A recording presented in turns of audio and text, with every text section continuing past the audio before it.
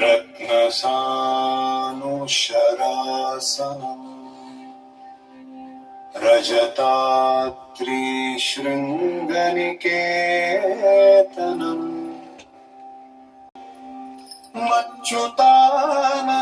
मच्युताननसायकम्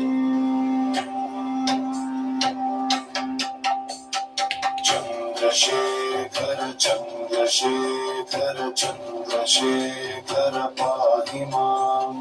चन्द्रशेखर चन्द्रशेखर चन्द्रशेखर रक्ष माम् रत्नसानुशरासनम् रजताद्रिशृङ्गनिकेतनम् सिञ्जनीकृतपन्नगेश्वरमच्युताननसायकम् चन्द्रशेखर चन्द्रशेखर चन्द्रशेखर पाहि माम्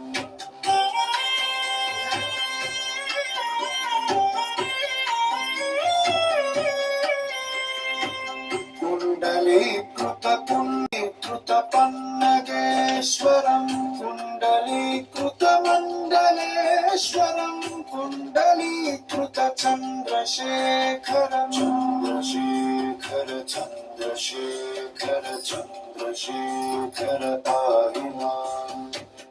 अस्मदद्धकलेवरम् भवभीतिनाशनम् भवभीतिनाशनम् भवभीतिनाशनम्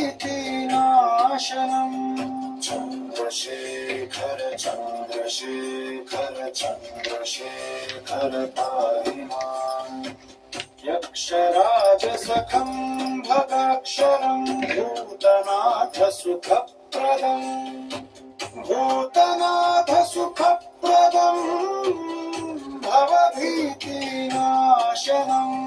चन्द्रशेखर चन्द्रशेखर चन्द्रशेखर पाहि माम्